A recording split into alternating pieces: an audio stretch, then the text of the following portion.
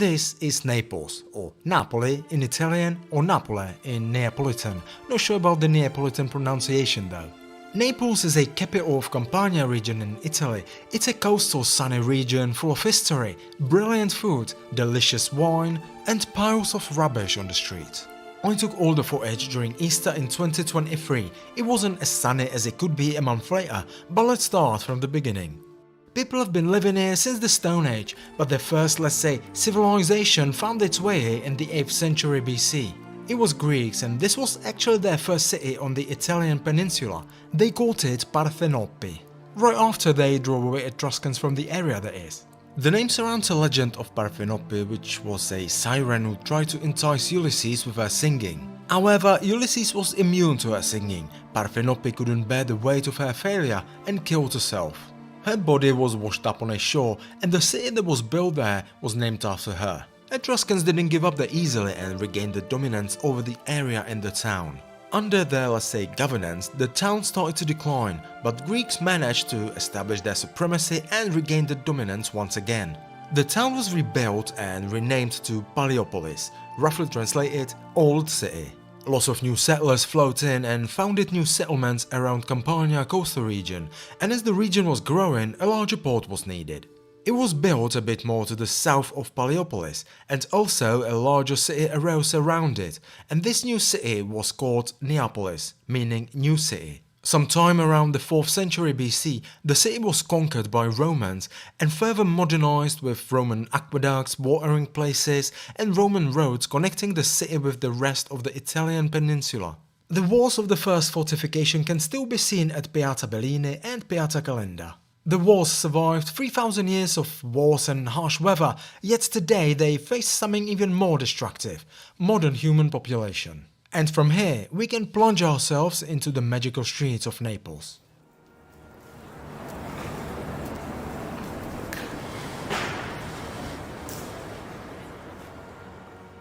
Some of these streets and buildings are here for centuries. You can walk around the city for hours and keep discovering new places, buildings, sites, etc.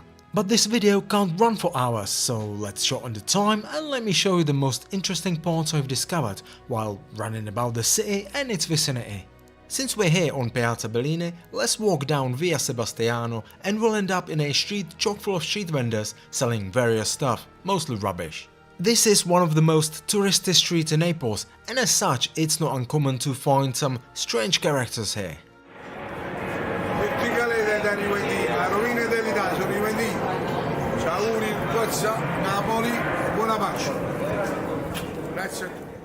The street led us to Piazza del Gesù Nuovo, New Jesus Square. At first sight, it's just an ordinary square with sort of ordinary buildings, but what's behind its walls is quite extraordinary. This looks like an ordinary building, but when you enter you find out it's one of the most magnificent churches you've ever seen. The church bears the same name as the square, Chiesa di Gesù Nuovo. Chiesa of course means church in Italian. The church's got quite interesting history. It's got this unusual facade for one reason. It was built in 1470, but not as a church, but as a palace for Prince of Salerno. The palace was later confiscated and sold to Jesuits to rebuild the palace to a church. It was rebuilt by an Italian architect and Jesuit priest, Giuseppe Valeriano. And boy, did he rise to the occasion. Near the new Jesus Church, there's a famous street, Via Toledo. Via Toledo has been one of the most important streets in Naples since 16th century. It was named after Viceroy of Naples, Pedro Alvarez de Toledo, but between years 1870 and 1980 it was called Via Roma in honor of the new capital of Kingdom of Italy. Via Toledo was one of the main streets connecting important squares, Piazza Dante and Piazza Trieste e Trento, and thus administrative and financial institutions sprung up here in large numbers. The street is chock-a-block with stalls, shops and people, mostly tourists, but I'm a tourist as well, so I'm adding my share to the place. There's nothing particularly interesting here except for a couple of historical buildings nowadays, so if you despise crowds, just avoid this street, you're not missing on anything I reckon. You can certainly use one of the smaller streets in Spanish quarters, they're unparalleled to the Toledo. Roughly in the middle of the Toledo street there's the Toledo tube station, which is there since 2012. It is said to be one of the most beautiful underground stations in Europe, so let's have a gander if it's true or not. When you get off the tube, it looks like a pretty ordinary station, but when you walk up the stairs, you're greeted with this. Now you decide, is it or is it not one of the most beautiful stations?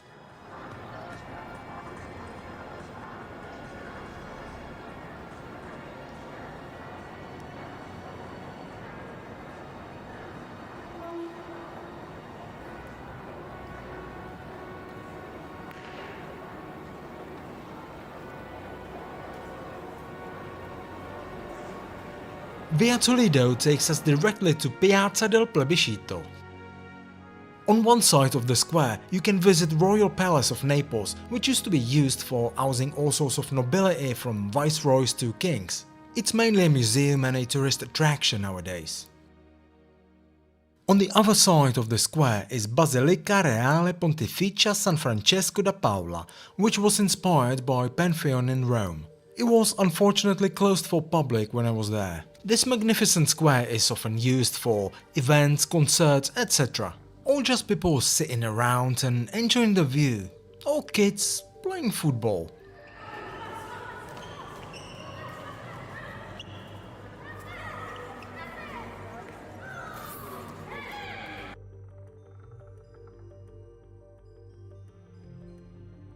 Let's crack on with the tour this way. It will take us to the seaside and the port of Naples.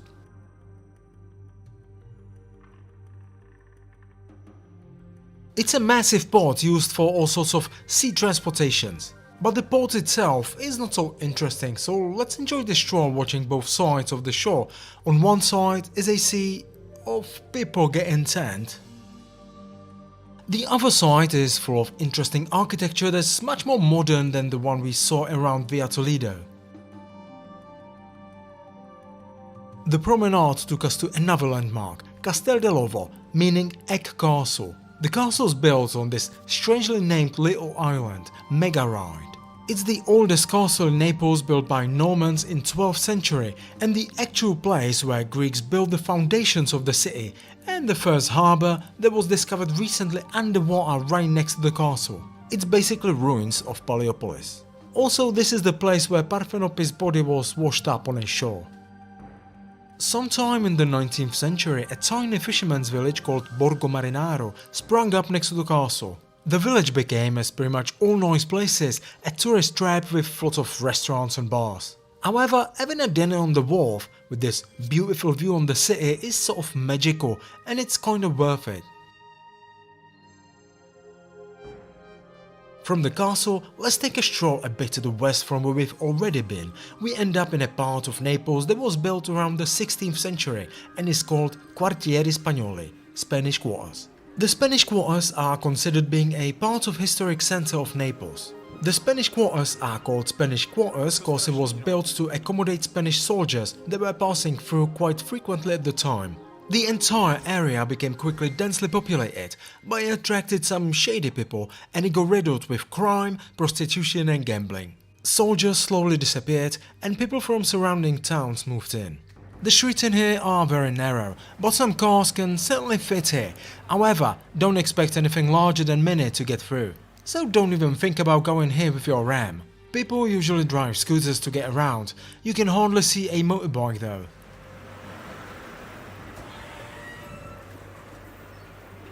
This part of Naples is famous for its laundry. It may sound weird, but you can see clothes, and bedclothes, hanging pretty much everywhere around Naples, but Spanish Quarters especially. This is a nice contrast between rawish, dirty streets and freshly washed and neatly hanged clothes. Speaking of dirty streets, Naples may be a put-off for somebody who can't stand a bit of a dirt. The streets are chock full of all sorts of rubbish and dog shit, so sometimes the stench is rather strong. Also, due to the city's heavy traffic, the air is heavily polluted.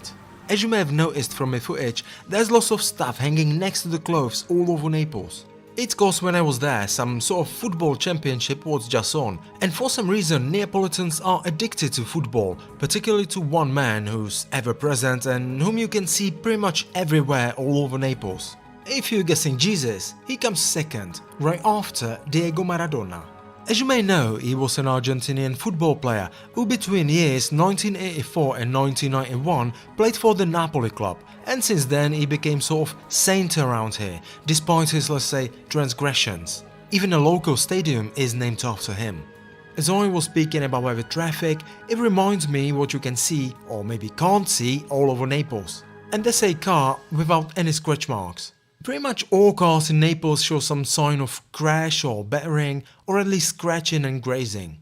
I came to Naples by my own car, and I was a bit surprised I left without any scratch mark on the paintwork.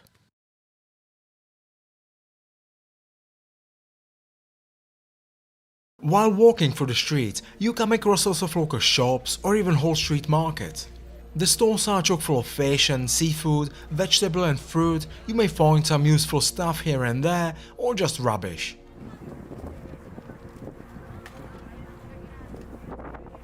Fresh produce is nice, but we're in Italy, and Italy, well, that's pizza.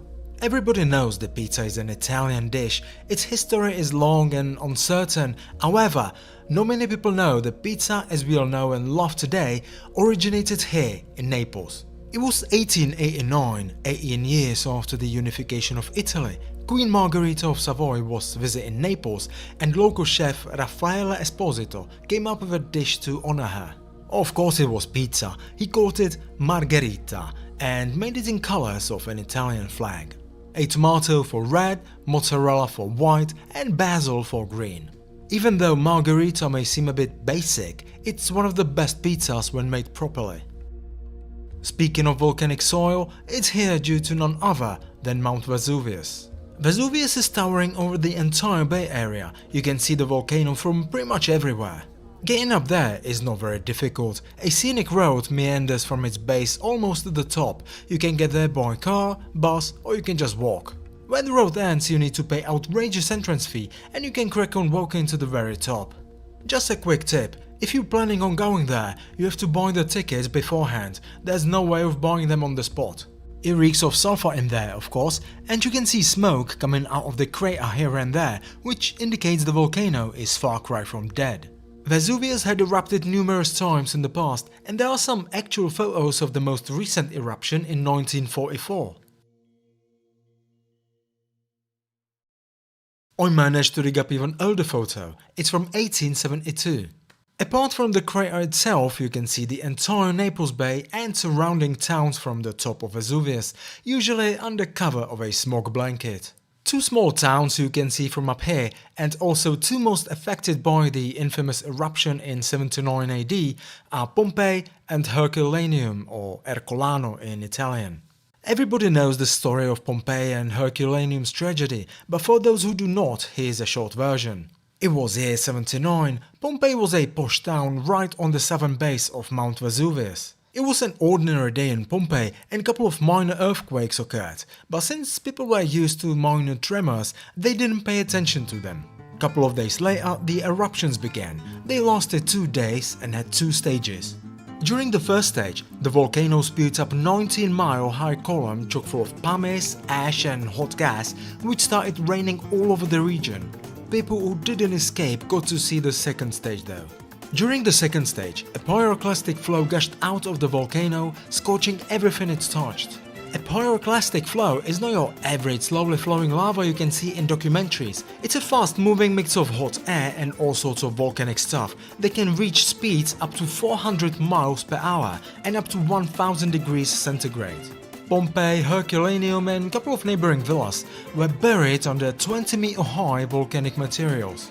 Today, Pompeii and Herculaneum are completely different towns. Apart from the dig sites, there's pretty much nothing interesting in there. The towns are boring and dull.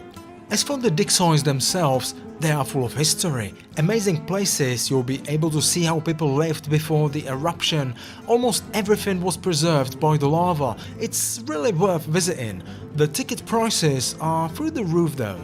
If you ask me which one of these sites you should visit if you've gone one day, I'd probably recommend Herculaneum. Even though the dig site's much smaller, it seems a bit more interesting to me, and since it's not as famous as Pompeii, the tickets cost a lot less and there's a lot less people as well. Further down the south is a part of the region that was also a little bit affected by the eruption. It's a famous Amalfi Coast. It's a peninsula full of hills, historical towns and cities, and surrounded by a crystal clear water. It's a really nicely spent day or two driving alongside the peninsula coastline and visiting some cities and towns along the way. There's also a couple of gorgeous places to take a short hike. We took a hike from a small town called Termini to Campanella Headland. It took about an hour walk to get there, and it rewarded us with some stunning views. The most famous cities are probably Sorrento, Positano, Ravello and Amalfi. While Sorrento, Positano and Ravello are beautiful cities, Amalfi is the literal definition of a tourist trap. It starts at the car park where you have to pay €6 for an hour. €6 is about $6.50 or about £5. I haven't seen anything this outrageous anywhere all over Italy. After a couple of minutes you get to Piazza Duomo, where you can see gorgeous St. Andrea Cathedral. And that's it. That's literally the only interesting thing the town offers. Sure, if you're desperate for some local trinket, you can visit some of the overpriced shops next to the square. I wouldn't waste any time in this town. Ravello, on the flip side, is certainly worth wasting time. It's a small but beautiful city right above Amalfi. Unfortunately, I haven't got any footage from there. Couple of miles past Amalfi is Positano. It's a gorgeous seaside city. You can spend a couple of hours walking about and discovering what the city's got to offer. Beautiful streets, nice church, local shops and nice restaurants with a view on the sea. A beach is a bit horrible there during the summertime, but beaches are horrible everywhere during summer, so... Another city you shouldn't miss down the road is Sorrento. Again, I don't have any footage from there, but it's worth visiting. Mount Vesuvius is not the only volcano in the vicinity. In fact, the entire Bay Area is one big supervolcano, and that brings me to the other side of Naples Bay to Phlegrean Field, Campi Flegrei in Italian, which means burning field. And it's a rather fitting name for this part of Naples. It's a large area on the outskirts of Naples, between Naples and Pozzuoli, where you can see and smell volcanic activity pretty much any time of the year.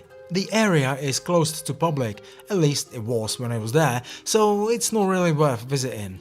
While we are in Pozzuoli, we can visit third largest Roman amphitheatre called Flavian Amphitheatre. The only larger ones are Amphitheatre in Capua and of course Colosseum in Rome. Unfortunately, when I was there, it wasn't accessible to the public, unless...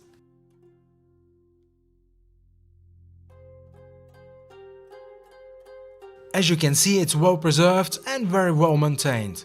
These exterior walls used to be covered with marble, but it was taken down some time during the Middle Ages.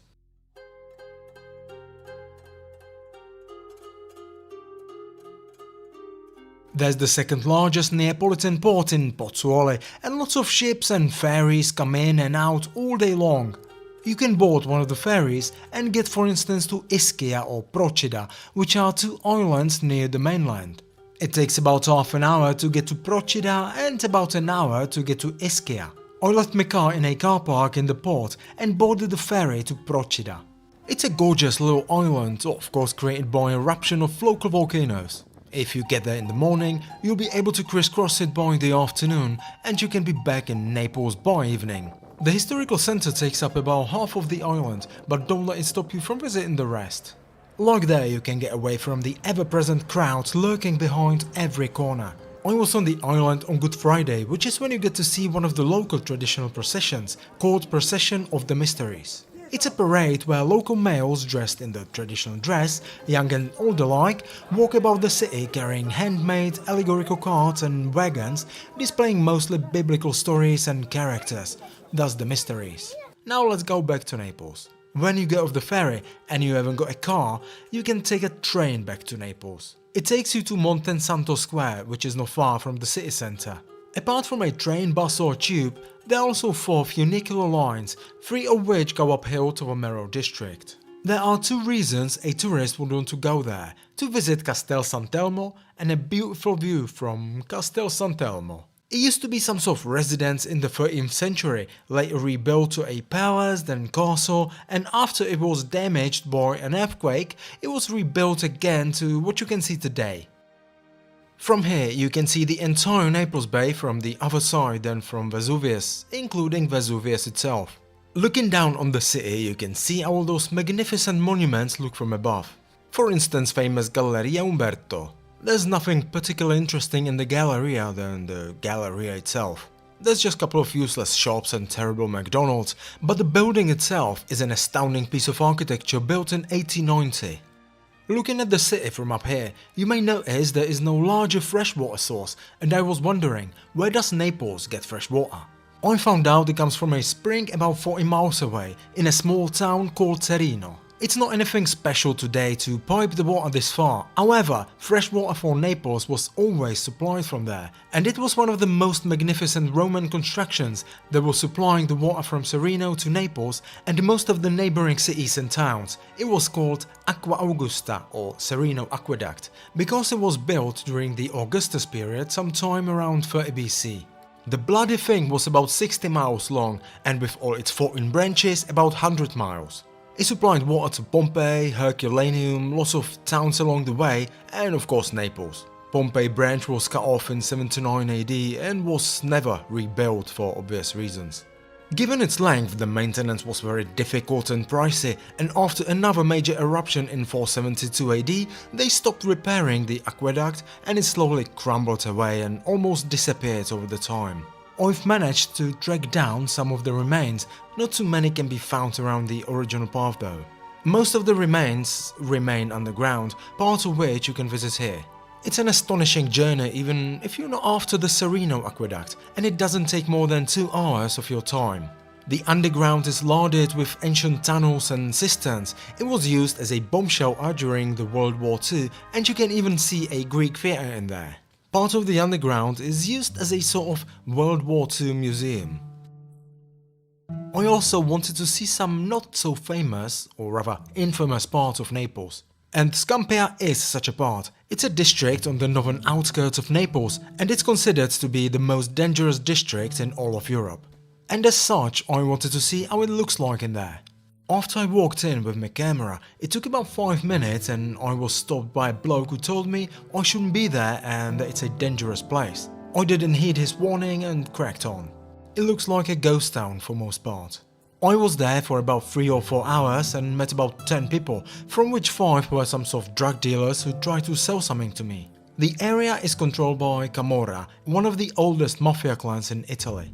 I didn't feel frightened or threatened in there, it certainly felt safer than for instance Detroit or Cleveland. Apart from